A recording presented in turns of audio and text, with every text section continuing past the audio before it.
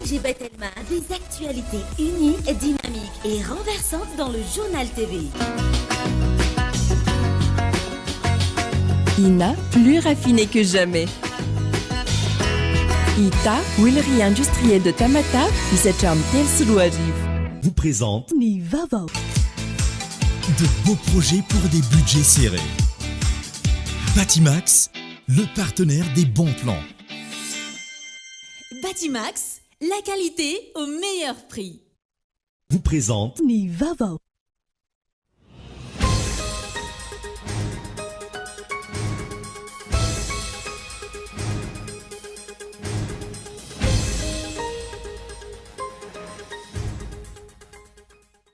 Ho sarotra ny fampodian'ireo volamena nivoaka ny tsokosoko teto amintsika gazan'ireo firenena vahiny toa any Afrika Atsimo. Raha ny diplomasia malagasy amin'izao fotoana nojerena hoy ny minisitra teo aloha, Paraina Auguste Androany. Ny tsy fampin'ny paikady sy ny fitavozavozana amin'ny fitantanana no mitarika ny fahantrana eto amin'ny firenena. Raha ny tsikera nataon'ny firaisamonim-pirenena Androany. Ahitana taratra izany ny lafin'ny toe-karena sy ny sosialy amin'izao fotoana hoy ny fanazavana. Tokony hamoaka paikady mazava momba ny fiahiana ny tanora sy ny fampanananasa ny fanjakana hoy ny mpisehatra. Ilaina ny fananganana Banque de Développement iarahan'ny fanjakana sy ny mpiara-miombonantoka, entina hanohanana ireo tanora manana tetika azy. Dahalo iray manodidina ny 30 taona mpiara tsokombakomba kaiky tamin'ny Arisy, tomponantoka tamin'ny famonoan'olona miisa 30 tao Akazobe ny lavon'ny Gendarmerie, teo anivon'ny vondron-tompatry Merina Centrale Androany.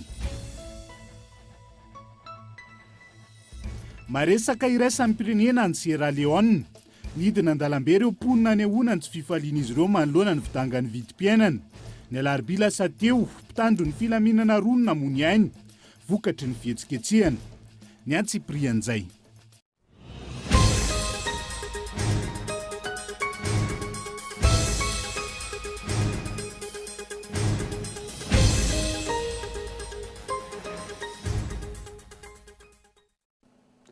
Ankafaliana trano tongoko lasy tongo vavy no hijidiako indray ny tokantranonao amin'ity ala ity tonga soa ato anatin'ny fotoana ny fampalalam-baovao amin'ny fiteny malagasy ary manasanao ihany koa anarak'izany hatramin'ny farany. Anokafantsika ny fampalalam-baovao ho sarotra ny fampodian'ireo volamena nivoaka ny tsokosoko teto amintsika gazan'ireo firenena vahiny toa ny Afrika Atsimo sy Komoro raha ny diplomasia malagasy amin'izao fotoana nojerena hoy ny minisitra teo aloha Paraina Auguste tamin'ity androany ity manjaka amin'ny endriny maro ny tsy fahaizany tantana ka mety tsy ho izao fitondrany izao no atafaverindreo arem-pirenen'ireo onona saina. Tsy mandeha amin'ny tokony ho izy ny diplomasia malagasy. Hita amin'ny endriny maro samihafa ny korakora sy ny tsy fahaiza mitantana ny firenena hoy Paraina Auguste izay efa nitana ny andaikitra Mamasoevo sy ministra teo aloha manoloana ny raharam-pirenena misy ankehitriny. Ireo teboka ireo izay hitan'ireo firenena vahiny isan'ny antony tsy ahavitana mampody ireo volamena gazan'ny Afrika Atsimo milanja 770 kilao sy ny farany teo 770 kilao atsy amin'ny Nosy Komoro. Ohatry ny Rwanda na Sénégal na Côte d'Ivoire ny négocier an'io efa tafaverina an'io io natany amin'ny Afrique du Sud natany amin'ny Komoro. Fa isika ny amin'ny lafin'ny toe-karena faible loatra isika ary dia tena hita loatra ny zavatra ataosika ity mibaribary loatra ny halatra ataosika.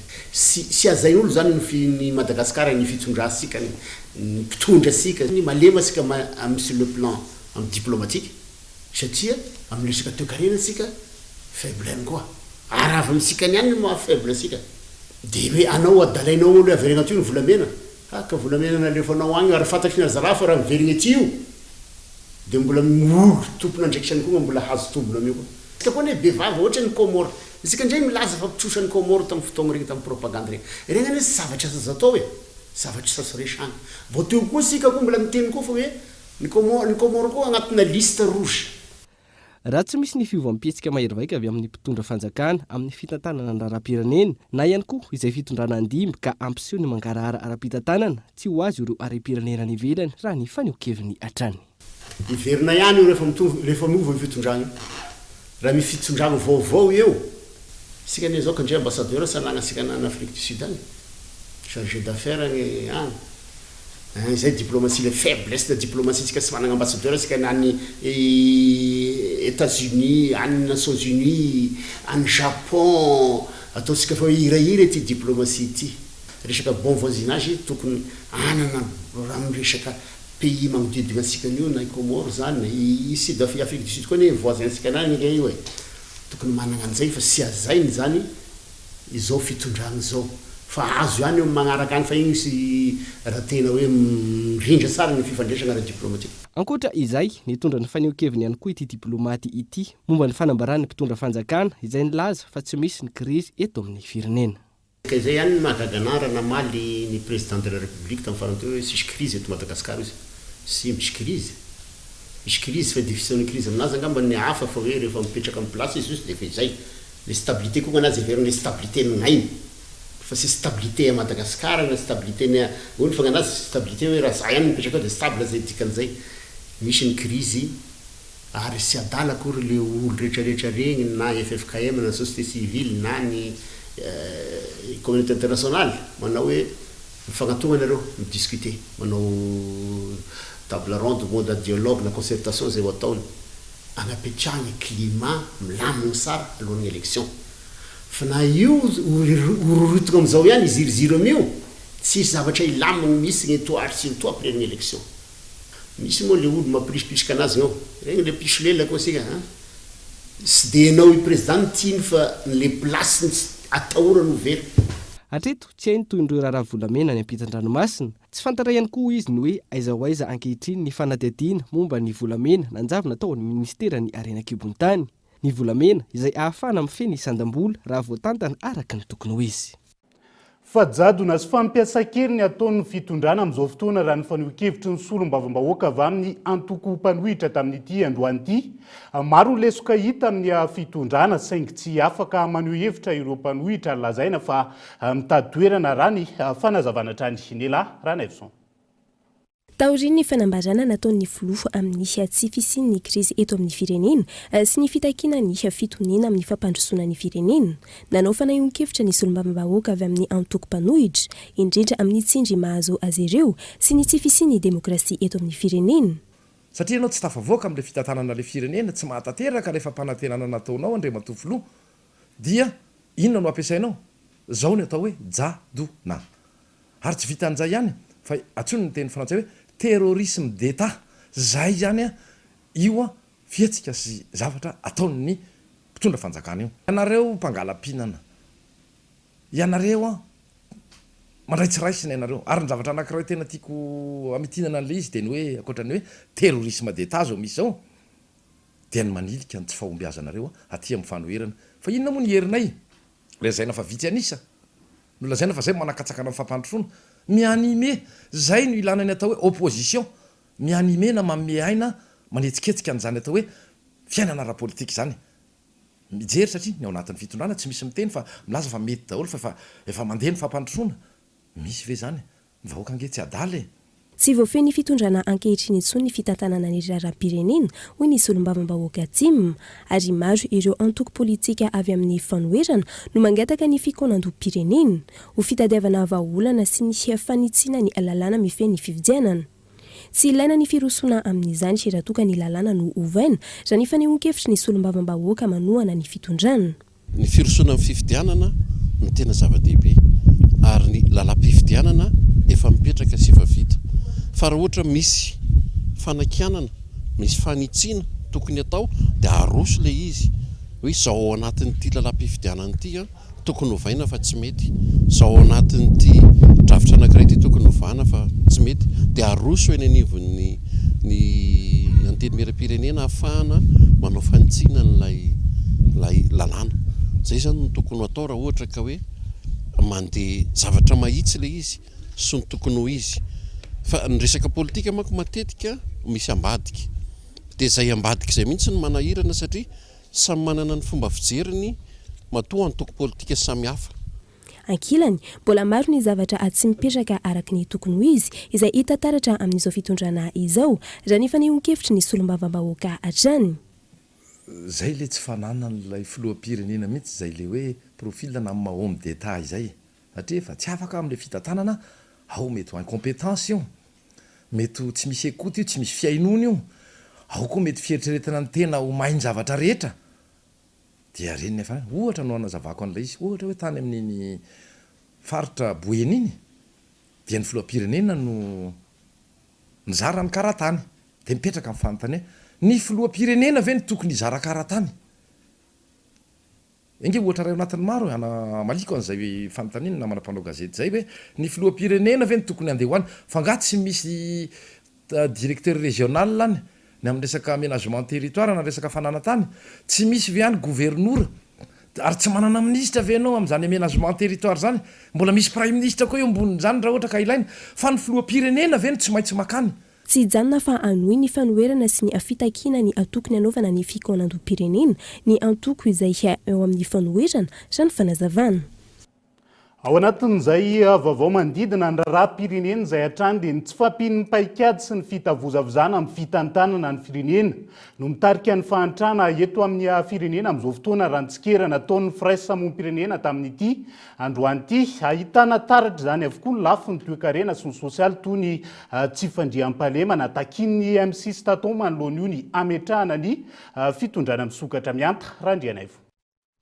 tsy mandeha amin'ny laona amin'ny akaben'ny fiainam-pirenena ankehitriny io raha fehezina ny faneho-kevitry ny teo anivony MC Statao manoloana ny fitantanan-draharam-panjakana sehatra maro no ahitana fitavozavozana avy amin'ny mpitondra izany fanazavana tena sahirana ny olom-pirenena vao mivoaka any amin'ilay fiatraikany arety mandringana Covid-19 dia tafiditra ao anatin'ilay fampiakarana na fiakarany vidim-piainana amin'ny ankapobeny isan'ny tena zavatra miatraika amin'ny olom-pirenena zany amin'izao fotoana izao ny tsy fandriam-pahalemana ary tena tsy voafely izy amin'ny ankapobeny zany tsy misy paikady mazava tena ahafahana ataoko hoe manakana ary ny mahagaga any amin'le sehatra tokony hahafahantsika zany mba manalefaka ny fiainan'ny olom-pirenena ohatra ny tatsaha isan'ny resahana tamin'izay ohatra ny resaka tatsaha zay mikirakira lavanilina dia tsy hain'ny fanjakana ihany koa zany manome tombon-dahany an'ilay tatsaha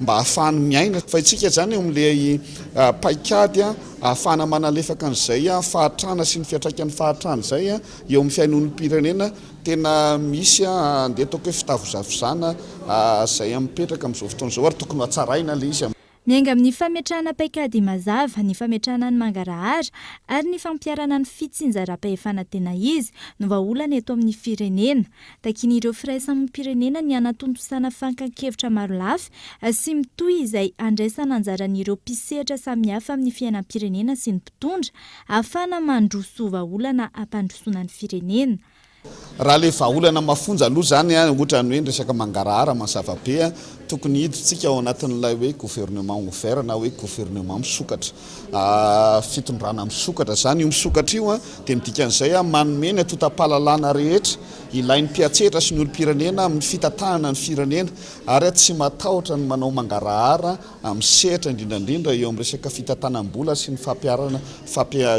ny fampiasana ny ara-bola moa ny andehanan'ny olom-pirenena andondony ny avoloha amin'izao fotoana izao rehefa tsy mandeha ny zavatra mitranga ny amin'ny commune isan-karazany ihany nefa ilay tokony andraikitra ny fotony tsy omentsika ny enti-manana izay tokony ahafahany manantanteraka an'izay ireo enti-manana reo nefa nalaina avy any amin'ilay tompony andraikitra ny fotony ihany satria mazava ho azy ny hetra isan-karazany any amin'ny olom-pirenena any amin'ny faritra isan-karazany ihany no nangalantsika azy ary izany fampanapa fitsinjaram-pahefana zany tsy dia tena hoe sarotra tanterahana fa ilay fahavononana ara-politika nantanteraka azy ao anatin'ny fotoana fohy no mampiraikiraika antsika eto tsy ivona araka ny tatry ny Transparency International Madagascar mikasika ny IPC na ny indice de perception de la corruption raha tsy hatrany ny toerantsika eo amin'ny ady amin'ny kolikoly ary tafiditra atao amin'ny firenena voasokajy ho marefo ny taona 2024 laharana fa 7.7% tamin'ny firenena 20% nanaovana fanady adiny isika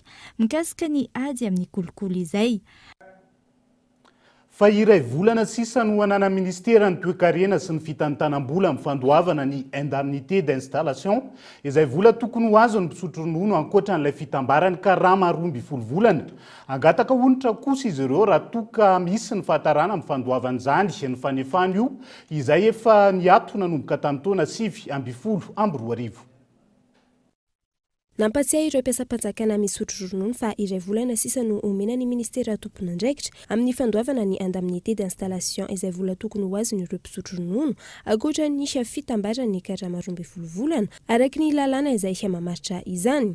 Ny faha 15 Jolay lasa teo no nanao ny fivoriam-be ireo mpiasa-panjakana misotro ronono ary nanome 2 volana ny ministera tompon'andraikitra amin'ny fandoavana ny volan'izy ireo.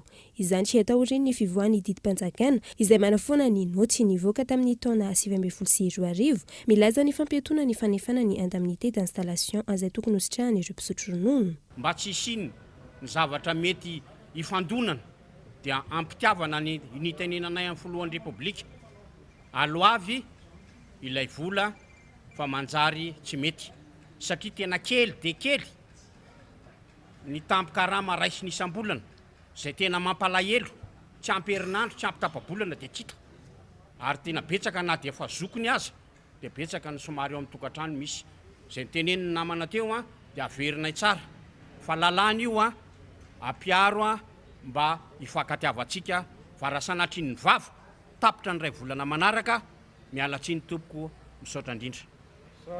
Andray fipetra hafa kosa izy ireo raha toa ka mbola misy ny fahatarana ny fandoavana ny volan'izy ireo.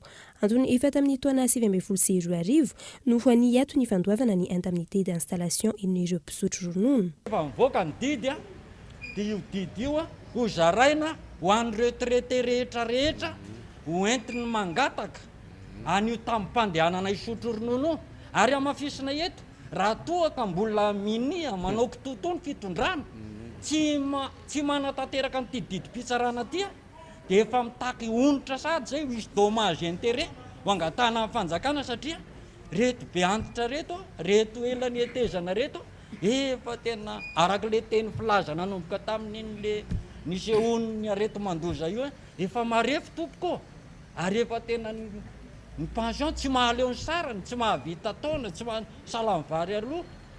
Voakasika izao didim-panjakana izao avokoa ireo mpiasa-panjakana teo aloha rehetra ka efa misotro ronono ary tsy mbola nisitraka ny indemnité d'installation. Mitohy amin'ny fampahafantarana amin'ny faritra rehetra ny zon'ny mpiasa izay misotro ronono sy ny dingana araina amin'ny fikarakarana ny antotan-taratasy. Vaovao manodidina ny fampianarana kosa indray no hanohizantsika ny fampahalalam-baovao manomboka eto. Tsy ampy hatreto ny finiava mpitondra na olona ara-pamena ny sehatra ny fanabeazana araka ny fanehoan-kevitra ireo firaisamonim-pirenena tamin'ity androany ity. Nanolotra tolo-kevitra ahitana teboka fanatsarana maro tokony ho tanterahan'ny fitondram-panjakana araka izany izy ireo. Tolo-kevitra izay hoentina mandritra ny feonana tampony momba ny fampianarana ho tontosaina ny New York ny 8 ny volana septambra ho avy izao. Tsy fampiny fodrafitrasa, ny tsy fifanarahan'ny rafi-pampianarana amin'ny filana ifotony, ny tsy fampiny fampiofanana ny mpampianatra, ny lafiny teti-bola natokana ho an'ny fampianarana sy ny maro hafa. Isany ahitana ny lesika momba ny fampianarana manerana ny nosy ireo, araka ny fanehoan-kevitra ireo firaisamonim-pirenena samihafa. Tsy ampy ny fanomezan-danja ny mpitondra fanjakana ny sehatra ny fampianarana. Rehefa iveritsika fa io ny rafi-pamena, dia tokony hiaditsika. Everiko efa ny teti-bola ho ny ministeran'ny fampianarana ara-teknika sy ny ara-asa dia ambaniny ray isan-jato ny teti-bola mpanjakana. Nefa mamola vola izy tanora afaka hiasa, afaka participer amin'ilay fampandrosoana. Ny ministeran'ny fampianarana ambony sy ny fikarohana ara-siansa latsaky ny 3 isan-jato. Nefa hitantsika efa nany amin'ny défense 4 isan-jato le any défense, 4 isan-jato ny ministeran'ny économie sy ny finance. Dia izany hoe da anjarantsika no miady antsika hoe ameo fitaovana, omeo vola ary indrindra koa ampianarina hitatana ny vola io ireo le olona vela tompona andraikitra ara-baratongany any amin'ny fampianarana sy ny fanabeazana. Fanatsarana maro araka izany no tokony ho tontosaina. Taorian'ny Forum National momba ny fanabeazana no tanterain'ireo mpisehatra amin'ny fampianarana samihafa ny fiantombohan'ny volana aogositra teo, nisy ny tolo-kevitra ahitana ireo teboka fanatsarana ny sehatra ny fampianarana. Fa zava-dehibe ny fanaovana olona ara-pahamehana eo amin'ny politika pirenena ny fanabeazana ajaina sy ampiarina ireo andiniteny sy lalàna manan-kery tsy atao fitaovana politika ny fampianarana, omena asina ny asa fampianarana, ampisitrahana internet sy ireo teknôlôjia nomerika ny rehetra, ajaina ny foto-kevitry ny fitohizan'ny raharaham-panjakana. Andrasan'ireo firaisamoam-pirenena raiky izany dia ny hoako ny fiatrehan'i Madagasikara ny fionana ny tampony mikasika ny fampianarana na ny sommet sur la transformation de l'éducation izay ho tontosaina New York ny 7 volana septambra 2024 ho avy izao. Tsy tokony ho taratasy fotsiny izy io, tsy tokony mijanona taratasy io. Satria zany le monsieur Rajoelina zany andeha indray izy zany monsieur amin'ny mialatsiny amin'ny teny izany mandeha indray izy io zany amaky le pazy anankiroa sy matsy hoe pedy anankiroa le hovakiny eny mialatsiny amin'ny teny izany fa tsy zay akory ny ilainy fa ny ilaintsika dia ny hoe ahoana no anatanterahana io zavatra nolazainy ery masony resan'ny firenena rehetra io. Izay ivona fa no manana ireo antotan-kevitra hoentin'ny fanjakana hanatrika ity fionana an-tampony ity no nisiany fokonan-doha teto an-toerana ary namoana ireo tolo-kevitra izay vahaolana mikasika ny fanabeazana eto amintsika. Fa tokony hamoaka paikady mazava momba ny fiahiana ny tanora sy ny fampananana asa ny fanjakana hoy ny mpisehatra amin'ny sekoly ambaratonga ambony. Ilaina ny fananganana banque de développement iarahan'ny fanjakana sy ny mpiara-miombonantoka entina hanohanana ireo tanora manana tetikasa onona saina. Amporisiana hatrany ny tanora malagasy anangana orinasa ho an'ny tenany eto amintsika saingy tsy misy ny tosika mifanaraka amin'izay avy amin'ireo ministera isan-tokony ho fanatanterahana izany hoy ny tompony andraikitra amina sekoly ambaratonga ambony. Ireo banky eto amintsika mitaky fepetra maro vao mampindram-bola. Ny ankamaroan'ny banky zany banque commerciale fa tsy tena misy hoe banque de développement mety hoe azo ampiasaina amin'ny ohatra hoe famporisihana ny tanora ny orinasa ho an'ny tenany fa nomezana azy ohatra vatsy azony manatanteraka n'le tetikasa izay mba tiany orona. Tsy dia tena mbola misy izay satria eto le mbola mitaky ny banky mitaky antoka be sy ny sisa le mpianatra mivoaka manana maro-pahaizana izy fa mety tsy manana zavatra atao antoka izy dia eo ny problème.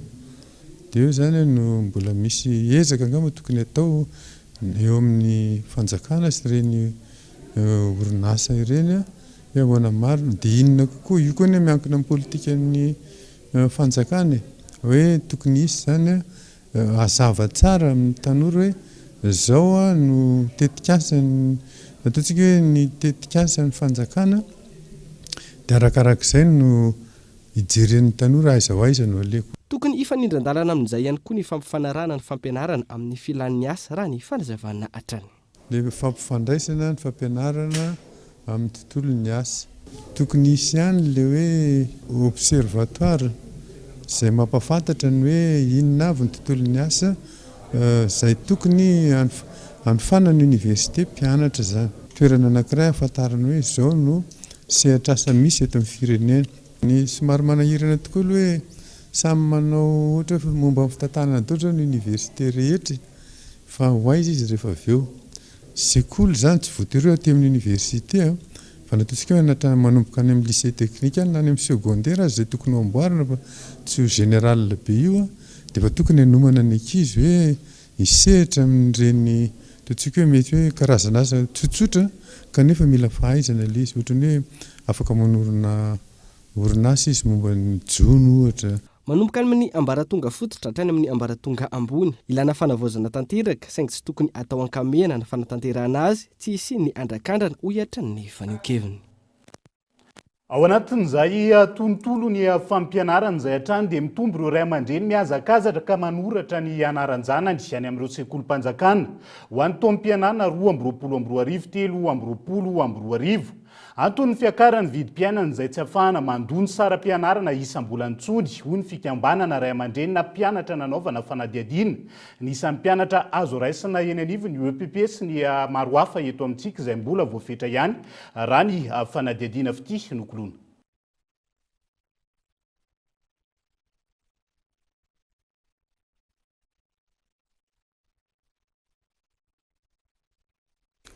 Saika mironany amin'ireo sekolim-panjakana ny safidin'ireo ray aman-dreny ampidirana ny zanany tamin'ny taom-pianarana 2024 2024 ity. Antony, maro tamin'ireo sekoly tsy miankina no nampiakatra ny saram-pianarana ho amin'ny taom-pianarana vaovao. Raha ny fanazavan'ny fikambanan'ny ray aman-dreny mpianatra etsy amin'ny EPP Anosy. Mavesatra ny asa amin'ny fandraisana sy fandaminana ireo ankizy noho ny fitombon'ireo ray aman-dreny tonga misoratra anarana iny amin'ireo EPP.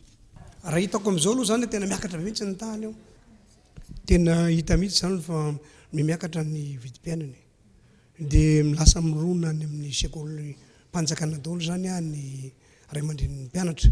Satria lafo ilay miditra any amin'ny sekoly tsy miankina satria tsy anana mihitsy zany ray aman-dreny fahefana ko androavana ny kolazan'ireo ankizy ireo amin'ny sekoly tsy miankina fa aty amin'ny sekoly mpanjakana zany izy mba afaka miafaka tena mba misitraka mba amin'ilay tsy fisina zany dia misitraka an'izay zavatra izy fa mitaremarika amin'izao zany hita fotsiny zany fa hoe betsaka ilay olona maka résidence any amin'ny fokotany apiditra ankizy eto amin'ny EPP tsy latsaka ny any amin'ny 20 isan'andro no maka résidence zany ampianarana zany vohiditra ato amin'ny EPP eny amiko sy fokotany. Misy fetrany araka izany ireo mpianatra afaka raisina eo anivon'ireo sekolim-panjakana raha ny fanadihadiana natao. Mifanaraka amin'isan'ireo mpampianatra firama sy ny kilasy ao an-toerana no fetran'ireo mpianatra afaka raisina raha ny fanadihadiana. Misy araka izany ny fandaminana eny anivon'ireo sekoly. Dia iny no alefa makao amin'ny tale sekoly dia eo nahitana an'ilay isan'ilay mpianatra zao ny voaray le hiditra. Misy presco, misy mbola hiditra ianatra amin'ny T1, misy le mpianatra koa efa tranainy tato dia mbola miverina ianatra ato ihany. Reny koa zany tsy maintsy dinihana sy raisina ihany koa zany zavatra zany. Manomboka amin'ny 5,3 ariary isaky ny ray aman-dreny ny fandraisana anjara eny amin'ireo sekolim-panjakana raha tsy ahivina. Saram-pianarana izay ahafahana mandony karaman'ireo mpampianatra firama ifanarahan'ny ray aman-dreny sy ny sekoly. Hatreto, ireo mpianatra afaka CEPE 6e sy afaka BEPC seconde no afaka misoratra anarana eny amin'ireo sekolim-panjakana ambaratonga faharoa sy fahatelo, saingy maro ireo ray aman-dreny izay mangataka ampiditra mpianatra eny amin'ireo sekolim-panjakana araka ny loharam-baovao hatrany. Ajantsika eo ny vaovao mahakasika ny fampianarana sy ny fanabeazana fa ity indray resaka fanabeazanaizana sy ny resaka fanambadiana alohan'ny fotoana ankizy vavy 12 hatramin'ny 14 taona avokoa ny renindreo zaza 4 sy 7 alina teraka tao anatin'ny 12 volana lasa araka ny tatitra navoaka ny stat farany teo. Isan'izany ity renim-pianakaviana iray hoentina aminao anatin'ny fanadihadiana ity ny tenan'izay tany amin'ny fa 14 taona ny tany no niteraka ny zanany voalohany ary nanomboany nanao ny fanabeazana aizana ihany kofity nokolona. 14 taona irasoana andrasana Veronika no niteraka ny zanany voalohany. 14 taona ihany koa ny vadiny tamin'izany raha ny nambarany. Taoriny niterahan'ny zanany voalohany no nanomboany nanao ny fandrindram-piterahana. Rovavy ny zanany ankehitriny 9 taona sy 2 taona. Taona faefatra izy no niala fianarana ka iriny ny avitan'ireo zanany vavy ireo fianarana tsy ho lasa mpandrasalamba-to azy intsony any aoriana raha ny nambarany hatrany. Ianareo mitena anazy ndany tena manambato 14 taona ianao fa tsy fidiny nahazanao zany. Raha teo amin'ilay kana nahazana aloha zao tsy hoe alefa akoatran'izany mihitsy izy anambato ambatasaina tsara ohatran'ny zana-bahoaka. Ary anazy zao tena nasarika nanambady ilay ray aman-dreny keo hitako hoe sahirana izay maro ao hatrany. Raha misy makavady tsy aloha mandeha aloha satria le ray aman-dreny sahirana, ray aman-dreny tena sahirana. Itsankilany tafiditra ao anatin'ny firenena manana salanisy ambony amin'ny fiterahana aloloatra raha ny grossesse précoce isika eto Madagasikara, hoy ny teo anivon'ny UNFPA. La santé sexuelle et reproductive elle est précoce au niveau de Madagascar. Ce qui explique aloloatra ny resaka fahasalamana ara-pahalalana eto Madagasikara ka antony ahitana nitrangana vohoka aloloatra eo amin'ny ankizivavy. Eny amin'ny 30% amin'ireo ankizivavy eo anelanelan'ny 12 ka hatramin'ny 17 taona eto Madagasikara no tafiditra amin'ny resaka fahasalamana ara-pahalalana. Ireo ankizivavy ireo izay na mitondra vohoka na efa miteraka. Araka ny fanadihadiana natao, mifandray tanteraka amin'ny resaka fahantrana ny resaka fananana aloloatra. Ireo fianakaviana sahirana tsy afaka mampianatra ny zanany no ahitana betsaka nitrangana fanambadiana aloloatra sy ny fiterahana aloloatra. Avoir des grossesses précocement et la situation vraiment elle est vraiment vécue ici à Madagascar. ilaina ny manamora ny fahazon'ireo vehivavy maniry ny anao fandredram-piterahana hoy ny teo anivon'ny UNFPA. Hita ho hatrany izy ireo fa betsaka ireo vehivavy liana amin'izany kanefa mbola tsy misitraka izany. L'enquête démographique et de santé qui a été réalisée en 2021 et dont les résultats seront bientôt publiés. Ny fanadihadina mahakasika ny fahasalamana sy ny mponina ny tanterahina ny taona 2024 izay ho avoakan'ny Instat ho an'ny daholobe atoato no nampiseho fa 520 isanjaton'ny ireo filana ampiasan'ny fandrindram-piterahana ny tsovaly ny taona 2024. Nahitana fidinany io raha oharina ny tamin'ny taona 2024 izay 20 isanjato. Qui avait exprimé des besoins non satisfaits en matière de planification familiale. En 2021, on est à 15%. Manomboka liana amin'ny fandrindram-piterahana ny vehivavy malagasy, indrindra ireo monina an-tanan-dehibe, hoy ny teo anivon'ny UNFPA. Na izany azy, mbola olana eto amintsika ho hatrany izy ireo, ny fisian'ireo ankizivavy tratry ny voka aloha loatra. Fa niparitaka tao anaty tambazotra tserasera mikasika ny tag-bagaza ny filohan'ny pirenena izay nisy nakasary antsokosoko ary niteraka resabe mikasika ny diany azo any Vienne Autriche sy ny lanja ny entana netiny nitondra fanazavana ny tompon'andraikitra teny amin'ny seranam-piaramanidina ary nanamafy fa diso ny filazana fa entan'ny filoha avokoa ilay raika amin'ny 70 kilao. Entan'izy mianakavy rehetra io ka nosoratana tamin'ny anarany raha ny fanazavana.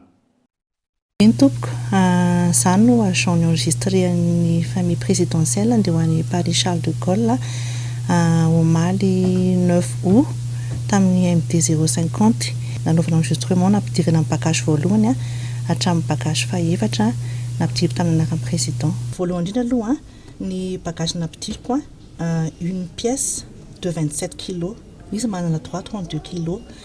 Napiditra indray fandrony deuxième bagage 27 kg, zany hoe manome 54 kg ny total. Micumule les poids zany hoe 27 kg ny voalohany dia napiditra bagage fandrony koa 27 kg, ça fait 54 kg ny total. Napiditra indray troisième pièce zany hoe ty troisième pièce mahatonga ny 54 kg, ty 27 kg plus 27 kg 54. Napiditra bagage le troisième pièce 17 kg le izy, ça fait 27 plus 27 plus 17 kg, ça fait 71 kg. Ny manaraka indray bagage fahaefatra ty bagage fahaefatra 4e bagage ny dikan'io. Ny total ny bagage teo ambany ray roa telo, zany hoe ty ambadika ty 71 kg dia averiny ty ambony ty any le izy ty. Rehefa napiditra ny 4e bagage koa mazava ho azy fa 71 kg le teo aloha dia napiditra 8 kg indray name 79 kg. Mazava ho azy fa raha ohatra ka hoe 4 sur 79 na 3 sur 71 no poitra eo amin'ilay talon bagage dia normal be zay satria micumule les poids rehetra teo aloha azo ny poids farany atao anatin'ny système. Mahakasika tranginy moa dia ametraka fitoriana ny Madagascar Airlines ary misokatra ny fanadihadiana amin'izao fotoana antony voararany lalàna ny fivoahan'ny singa taratasy toy itony ary enjena ary enjana ny sazy ho an'izay tratra. Ankoatra ny tranomaizana sy ny onitra tsy afaky ny asa amin'ny fitatena na bakabaka sy ny asa hafa misy fikirakirana taratasy saripady intsony izay tompon'antoka andrasana araka izany vokatry ny fanadihadiana mahakasika ity tranga ity. Izay ihany koa no hoentintsika miala sasatra vetivety anaty doka fohy mandrapitafa vetivety ary.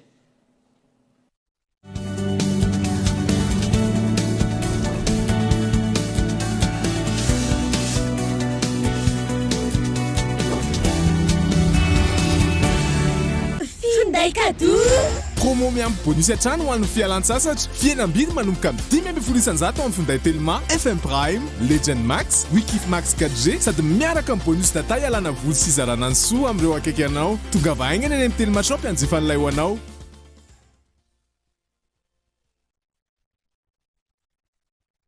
Batimax se rapproche encore plus de vous. Bienvenue dans votre nouveau magasin Batimax Sarlalan, ex-Safina. Carrelage, luminaire, électricité, sanitaire et des milliers d'autres articles. Batimax, la qualité au meilleur prix.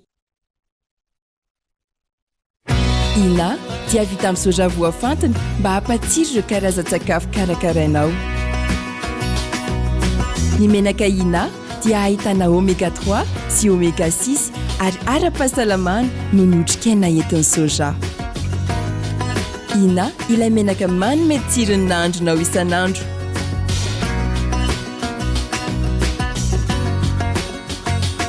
Ina, plus raffiné que jamais. Ita, huilerie industrielle de Tamata, misy hatramin'ny 3 sy 4 arivo.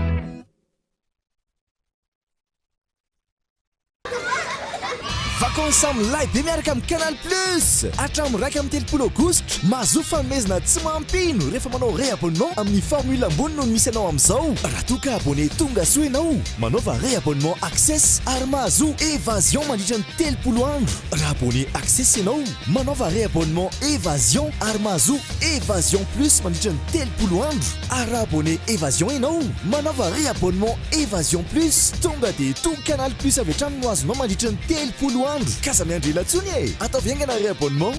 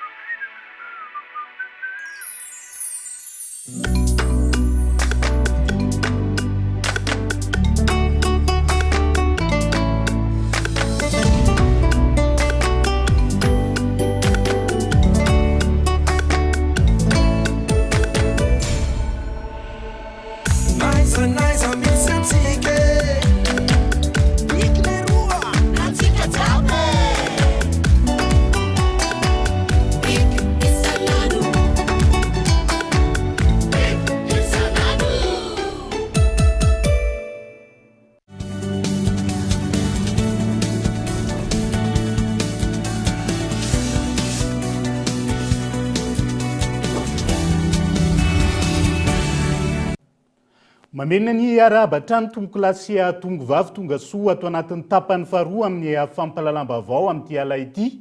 Anokafantsika izay miparitaka manerana an'izao tontolo izao ny valinaretina nendra rajako amin'izao fotoana ary firenena miisa 520 no efa hitana azy avy ao Afrika avoany no nahitana ny soritra retina voalohany ka niparitaka atao Frantsa ary mipaka tamin'ireo firenena maro no sokajiana ho vonjy-taitra araka izany no amin'ny sehatra ny fahasalamana iraisam-pirenena raha toka tsy mbola hitana ny soritra retina eto amintsika. Mbola tsy ahitana soritra retina variole du singe eto Madagasikara amin'izao fotoana. Raha toka efa miparitaka manerana ireo nosy manodidina sy ny firenena maro izany ankehitriny araka ny nambaran'ny ministeran'ny fahasalamam-bahoaka. Maro amin'ireo mponina no efa mahalala ny fisian'io valanaretina io ary manentana ny rehetra samy omelo. Ohatran'ny aretina azo avy amin'ny singe zaiko. Dia ny firenena amin'izao tontolo izao zany ohatran'ny efa miomana. Hiatsika an'izany zany ary any Europa zao any Brésil efa misy matiny zany zao. Mbonina ny olona na ny anava ny atsika moa ohatran'ny atsihana ny Covid ihany. Malagasy zany mafy toto zany malagasy zany. Ny anticorps-tsika zany miavaka amin'ny zao tontolo zao satria tsika mbola mihinana ilay sakafo gasy be otrikaina. Entina avy any am-pitanika aloha fahinoako azy amin'ny radio dia avy amin'ny jako izy io. Ohatry ny hafa mihitsy izy satria ferifery be dia mahafaty olona. Tsy maintsy miomana sy vonona satria aretin-dratsy be izy raha tafiditra eo ohatrany tamin'ny coronavirus ihany ary raha vao miampita izy dia efa mamindra ny rehetrarehetra dia ho grave ny azo ny vahoaka kely ndray. Ny fahatelo amby 20 Jolay 2024 nanambara ny fikambanam-be iraisam-pirenena misahana ny fahasalamana na ny Organisation Mondiale de la Santé fa lasa mianara-pahasalamana amin'ny fahasalamam-bahoaka maneran-tany ity aretina nendran-drajako ity. Ny fisehoany marary an-doha lava, manavy, misy atody tarimo, mahatsiaro mangatsiaka ny vatana, reraka be, mivoaka pentina mena ny vatana iray manontolo, mibontsina ary misy tsiranoka, manaikitra ny nofo. Maritra 4-12 andro ao aorian'ny fidiran'ny virus no miseho ireo soritra retina ireo. Ho sarotra ho antsika eto Madagasikara ny hiatrika io valanaretina io raha tsy misy ny fiomanana indrindra ny fisorohana mialoha tsy ahatafiditra izany eto amintsika. Ireo sisy tany no tsy maintsy arovana bebe kokoa hoy ny ministra tompon'andraikitra. Miomana amin'ny alalan'ny fametrahana ireo paikady ahafahana mitily ireny olona mitondra ny tsimikaretina ireny, na eny anivon'ny searana mpiaramanidina izany, na eny anivon'ny toby-pitsaboana fototra sy ny toby-pitsaboana na amin'ny hopitaly, izay efa mahafantatra ireo famaritana ny olona izay ahina mety hitondra an'izany tsimikaretina izany. Hatreto aloha eto Madagasikara dia mbola tsy misy olona voatily ho mitondra an'izany tsimikaretina izany. Tsy aivina ny iray Jolay 2024 lasa teo, efa mihoatra ny olona 2024 alina no efa tratran'ny variole du singe manerana izao tontolo izao. Tsy azo atao amanin-javatra araka izany ny fepetra tokony ho raisin'ny fanjakana manoloana izany. Tatitry ny filan-kevitry ny minisitra Omaly kosa indray dia foana ny fanaovana fitiliana TDR eny Ampatongavana eny amin'ny seranam mpiaramanidina Ivato sy ny fanaovana fitiliana PCR eny am-piangana avy any ivelany raha ny tapaka tao anatiny filan-kevitry ny minisitra Omaly. Efa voafeny fipariahany vanaretina eto amintsika raha ny tatitra trany ankilany. Voatendry mpikambana anatin'ny filan-kevim-pitantanany Fonds Souverain Malagasy araka ny andininy eo amin'ny lalàna 1/24 tsipika ohatra 4/20 ny 7/20 septambra 1/20 misafito ireo mpikambana voatendry avy amina sampandraraha efatra izy ireo izay avy amin'ny fiadidinan'ny Repoblika ny primatura ministerany toe-karena sy ny fitantanam-bola ary ny avy amin'ny sehatra tsy miankina. Fa nitotao amin'ny komuna Fenoarivo sy ny komuna ambanivohitra fiaferana tamin'ity androan'ity tsena famarotana fitaovam-pianarana amin'ny vidiny mirary. Tanterahany fikambanam-behivavy malagasy miara-miainga hetsika ara sosialy atao ho fanalana ny fahasahiranana ho an'ireo ray aman-dreny amin'ny fampidirana ny mpianatra an-tsekoly. Teto amin'ny komina Fenoarivo alakamisy ho an'ny androany no nanaterahana ny famarotana ny fitaovam-pianarana amin'ny vidiny mirary ho an'ny fikambanana vehivavy malagasy miara-miainga na ny VMMM. Maro ireo ray aman-dreny tonga nanjifa nandritra izany. Manampy fa mora dia mbô ahafahana hividy tsara. Efa nijery tamin'ny tsena efa lafo dia eny taty mora dia nakaty. Raha kalitao aloha tsara sady mateza satria efa tony ny fampiasa. Gato zao ny vidikato zao ka eo sampazy ho anna sazaroa izany hoe raha zoina zany aloha sady dia tsy ampy aloha izay fa noho ny izay aloha zany fahafahana mividy aloha ny fidirana koa mbola lavidavitra dia vidiana tsikelikely izy. Mampirisika an'ilay ray aman-dreny tokoa zany mampianatra ny zaza amin'ny fitaovana satria tena hita hoe sarotra ho an'ny ray aman-dreny mihitsy zany ny fitadiavana fitaovana sy ny droit mbola izan'ireo ray aman-dreny mbola aloha any amin'ny ivon'ny fanjakana moa zany tena hita hoe somary sahirana zany izy ireo dia maniry koa zany mba hitohizan'izao foana fa tsy atao mandalo zany fa tena mitohy foana zany le Vinanetsika tanterahin'ny fikambanana vehivavy malagasy miara-miainga ny fanohanana sy ny fanampiana ireo ray aman-dreny amin'ny fiatrenan'ny fidiran'ny mpianatra. Androany zany dia nitohy teto komuna Fenoarivo alakamisy ny fivarotan'ny vehivavy malagasy miara-miainga amin'ny fitaovam-pianarana amin'ny vidiny mirary dia fahitan'ny olona anazy aloha zany dia tena hoe manala fahasahiranana ho an'ny ray aman-dreny le izy satria milatsaka ny vidiny eny an-tsena izay efa mahazatra an'izy ireo. Ny fitaovam-pianarana hita zany dia cahier, stylo, règle, crayon de couleur, crayon de bois, protège, ardoise, trousse, carton chemise. Ankoatra izay, nisitraka ny famarotana ny fitaovam-pianarana amin'ny vidiny mirary ihany koa androany eto amin'ny komina fiaferana, afa-po tamin'ny fisian'ny hetsika ireo ray aman-dreny. Misaotra betsaka ny MMM zany amin'izao fotoana izao nahatongavan'ny fitaovan'ny mpianatra satria tena hita amin'ny fiainana zany fa misarotra dia tena mahafinaritra satria mirary ilay vidin'ilay fitaovana ka dia misaotra betsaka ny MMM izay. Itoy amin'ny komina Ampitatafika sy ny komina Ankadinandriana ho an'ny rahampitso ny famarotana ny fitaovam-pianarana amin'ny vidiny mirary tanterahin'ny fikambanana vehivavy malagasy miara-miainga.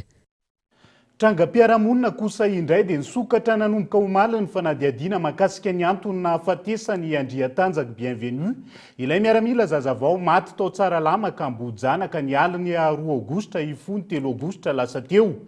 Araka ny angom-baovao ny eo anivon'ny BSP na ny bataillon de sécurité de la primature no nanao ny fangatahana ny anokafana famitorana mahakasika ity raha ity. Mirana Clara. Omaly alarobia fa folo ny volana aogositra natao famitorana ireo miaramila zazavao miisa 520. Piray andiany tamin'ilay zazavao maty araka ny loharambavao. Nisy ihany koa ny fidina ny mpitandron'ny filaminana teny amin'ny hôpitaly miaramila Soavinandriana. Hôpitaly izay nahitany ny fianakaviana ny vata mangatsiaka ny Andriantanjaky. Elitiona Bienvenue ny alarobia 7 ny volana Aogositra lasa teo. Ankoatra izay, voalaza fa fantatra avokoa ny anaran'ireo encadrement miisa 12 izay nitaiza ireo miaramila zazavao ireo teny tsara lamaka ny andron'ny 2 ifony 3 Aogositra 2024. Etsy ankilany, nambaran'ny fianakaviana fanangataka fiaonana tamin'izy ireo androany eo anivon'ny BSP na ny bataillon de sécurité de la primature. Antony ity fiaonana ity, ny mety fangatana ny isin'ny raharaham-pianakaviana. Nanamafy ny fianakaviana fa ametraka fitoriana mahakasika ity raharaha ity izy ireo. Hatreto, mbola tsy nahazo fanazavana avy amin'ny tompon'andraikitra eo anivon'ny BSP na ny bataillon de sécurité de la primature ny mpanao gazety. Fa hiazo anam-boasary atsimo vetivetsika ao anatin'ity vaovao manaraka ity. Nanao filaharam-be namakivaky ny tanàna ireo mponina tany an-toerana amitaky ny anasaziana ireo mpakankeriny sy ny onitra amin'ny fampiarana ny dina amiray. Manome 3 andro hamahana ny olan'ireo mponina avy ao sampona mety hiteraka zavatra hafa ity trango ity. Hoy izy ireo ao ariany 3 andro nomena raha tsy misy izay famahana ny olan'izay Gaeton Andry Atsilavo. Iray volana mahery teo aoriana tsy mbola tanteraka ny fampiarana ilay dina amiray izay dradradradraina ao amin'ny faritra Anosy. Mahakasika ilay alatra zazavariry atao sampona distrika ny Amboasary Atsimo. Tsy fantatra ny antony tsy mahatanteraka io dina io hoy ireo mponina avy ao sampona ary tsy mbola misy onitra azon'ireo fokon'olona. Araka izany, nanao filaharam-be namakivaky ny tanàna Amboasary Atsimo izy ireo ary nanome 3 andro hanolorana vahaolana. Tsy tokony isy fanavakavahana ny fampiarana ny dina raha ny fanazavana.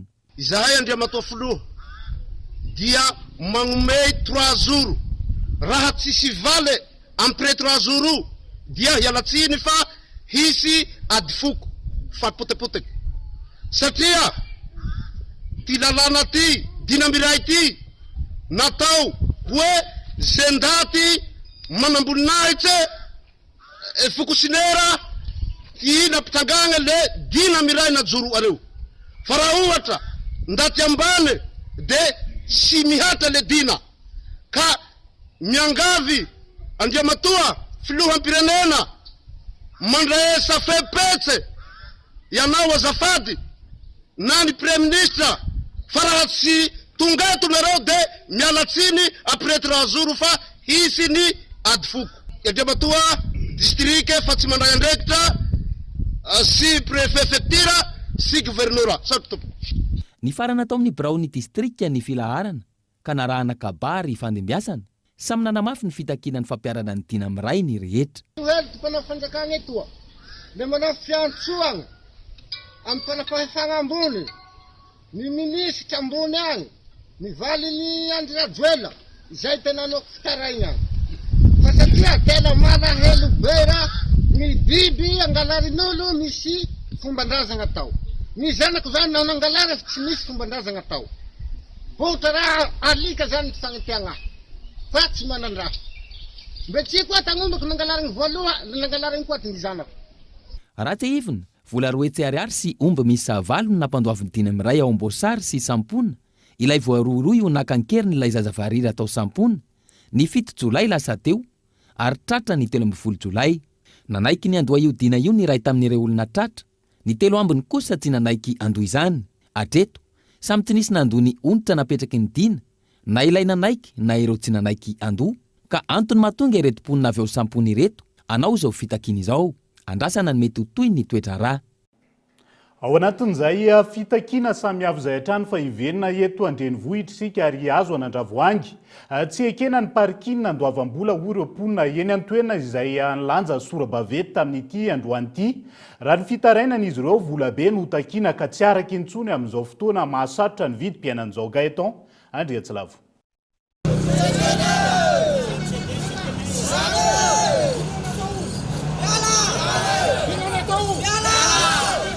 Tsy ekena ny parking ny andoavam-bola hoy ireto mponina eto Andravoahangy ireto izay nilanja sora-baventy ny atoandro teo. Tsy takatry ny fahefa-mividy intsony ny vola takiana, indrindra amin'izao fotoana mampiakatra ny vidim-piainana izao. Fa zay manomboka rapitry, manomboka anao ne tsy mantono zay. Na misy inona eto na misy inona. Ekena sa ekena. Anto sa anto. Adoza tianto. Tsisy miara tomobile eo daholo. Alao azy ho avy eo ataonao. Vahaolana zany azonao, zay zany tsy manana vahaolana tompoko. Fa vahaolana dia nao avy aloha hipetraka malalaka ny tomobile satria raha tsisy hipetrahany tomobile. Mbola tsy nisy fanazavana voaray mahakasika ity fitarainana ity avy amin'ireo tompona andraikitra misahanany parking eto Antananarivo renivohitra. Raha nitranga teny Isoraka izay nisy fitakiana tahaka izao ihany koa. Nisy ny fifanantonana sy ny fifampiresahana teo amin'ny mponina sy ny tompona andraikitra. Antenaina fa isy tahaka izany ihany koa ity fitakiana ataon'ny mponina eto Andravoahangy ity. Lafo mavao hafa kosa indray dia tanora manodidina ny 2 alina sy 1 hetsy no andrasana amin'ny JMJ Mada andiany 10 ao Antsirabe. Ny 30 Aogositra hatramin'ny 4 ny volana Septambra ho avy izao. Arak'izany toeram-pivoahana maherin'ny 400 no apetraka ahafahana manaja ny fidiovana sy ny fanadiovana ho an-toerana mandritra ireo Andreo Gaeton Andriatsilavo. Isan'ny sehatra iray goavana anatin'ny fanomanana ny andro iraisam-pirenena ho an'ny tanora ny JMJ Mada 10 ataon'ny 30 Aogositra hatramin'ny 4 ny volana Septambra ho avy izao ao Antsirabe ny sehatry ny rano, ny fanadiovana ary ny fidiovana. Arak'izany, toeram-pivoahana misy 400 no apetraka ao Antsaha tanteraka izay toerana anaovana ny JMJ ahafahana mandray ireo mpizaika manodidina ny 2 alina sy 1 hetsy. Nisy arak'izany ny fidinana ifotony natao anomanana meloha ny sehatry ny rano sy ny fidiovana. Isan'izany ny fandavahana rano ahafahana maka ny rano ambanin'ny tany na ny forage, anampy izay efa misy ao an-toerana ahafahana mamaty araka ny tokony ho izy ny rano, na ny rano fidiovana, na ny rano fisotro madio ho an'ny mpizaika. Isy ny fandrindrana ny fitantanana ny rano, na amin'ny ara-tontolo iainana izany, na amin'ny ara-piarahamonina. Mbola ao anatin'ny fanamboarana ny fotodrafitrasa-pidiovana ireo teknisianina ankehitriny. Tanjona ny ahafahana manaja sy mampanaja ny fanadiovana sy ny fidiovana ho an'ny rehetra mandritra eo hetsika goavana ifampitaoman'ny tanora katolika manerana ny Madagasikara io. Ivenina kely ao anaty trangam-piarahamonina vetivetsika ao anatin'ity vaovao manaraka ity. Dahalo iray manodidina ny 30 taona mpiray tsikombakomba kaiky tamin'ny Arisy izay tompon'antoka tamin'ny famonoan'olona miisa 3 tao Ankazobe no lavon'ny gendarmerie teo anivon'ny vondrotobo-paritra Imelina Central tamin'ity androany ity. Miisa 20 arak'izany hatreto ireo voasambotra ny ray tsikombakomba tamin'ny vonon'olona tao Ankazobe 7 Jolay lasa teo. Lavon'ny balan'ireo mpitandron'ny filaminana, ny iray tamin'ireo dahalo mpiray tsikombakomba tamin'ny Arisy. Londohany nanantanteraka ny asa famonoan'olona nisy tao Ankazobe. Isan'ny dahalo mpamerikeloka Iliads na Irandriamady Ajasoa ary efa malaza ratsy amin'ny asa fakana-keriny. Tamin'ny taona 2024 ny tena nonongatra tao Antanimora. Tamin'ny alalan'ny fanampiana izay nataon'ireo andrimasomponkon'olona tany fotony no nahazahoana fampitambavao mikasika ny fampiororona izay ataon'ity dahaloty any an-toerana. Androany fa 1 ny volana Aogositra taona 2024 dia nisy ny fifandonana mahery vaika teo amin'ny Zandary avy eto anivon'ny vondrotobo-paritra Imelina Central sy dahalo iray izay isan'ireo nandray anjara tamin'ny fanafiana fandorana trano tany Ankazobe ka manentana trano ireo olom-pirenena rehetra izay avy eto anivon'ny vondrotobo-paritra Gendarmerie-pirenena Imelina Central hanome vaovao anay indrindra ireo mipetraka ao anatin'ny distrikana Andzorobe, distrikana Andramasina ary distrikana Manjakandriana. Ankilany, mitotaly 20 hatreto ireo olona izay voasambotra ny iray tsikombakomba sy ny iray petsapetsa tamin'ireo Jiolay nanatanteraka ny famonoan'olona tao Ankazobe. Raha ny fampitambavao farany, olona miisa 4 no voasambotra tamin'ny 9 Aogositra lasa teo. Ireto farany, izay isany namatsy fitaovana sy nitsoaka niaraka tamin'ny Arisy sy ireo namany. Isany amin'izany ireo vady, mpiray tamboho ary mpimasy niaraka tamin'ireo dahalo. Mitohy araka izany ny fanadihadiana izay ataon'ireo zandary mikasika ity rarana mohizana ain'olona 3 tao Ankazobe ity. Tontolon'ny fanatanjahantena kosa indray dia niondrika teo anatreha ny ekipa-pirenena Ezipsianina ny Tamilalao manasadalana tamin'isa 7-20 ny akoay sokajy zazavavy ho arivo io. Na dia maro aza ireo fanafihana nataon'ny ekipa-pirenena malagasy somary nanano sarotra ny teo amin'ny famonoam-baolina kolo Antsirabe. Vao nanomboka ny lalao dia ny ankoainy na tafiditra ny baolina voalohany tamin'ity lalao izay nifandonana tamin'ny ekipa-pirenena Ezipsianina ity ho an'ny sokajy vehivavy izay natao teto amin'ny gymnase Gouver Antsirabe. Nitarika ny ekipa-pirenentsika tamin'ny apaha-potoana voalohany sy faharoa tamin'ny alalan'ireo fanafihana ny fanesy, ny famalina ny fanafihana ary nanatombo ny baolina tafiditra ny ekipa-pirenena Ezipsianina tany amin'ny apaha-potoana fahatelo niezaka namaly izany ihany koa ny ankoay tamin'ny alalan'ny 3 points ccs na dia hita fa somary efa nifanalavitra aza ny isanteny amin'ny Solaitra be.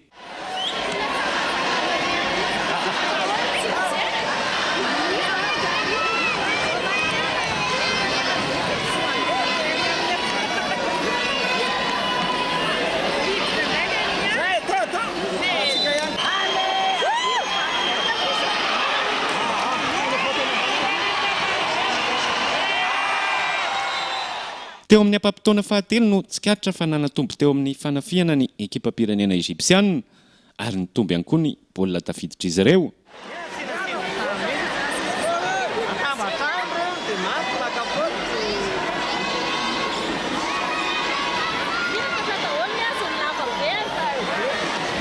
Marobe ireo vahoaka avy eto Antsirabe no tonga nanotry ny ity lalao izay nataony Ankoay Sokady Zazavavy ity tao anatin'ny fitaintanana ireo mpijery ary niezaka nanohana hatrany ny ekipa-pirenena saingy teo amin'ny ampahampotoana faha-efatra farany no fanalavitra tanteraka ny isa teo amin'ny rotonta ka nivoaka ho mpandresy tamin'ny isa 7-20 no 9-20 ny ekipa-pirenena Egyptianina.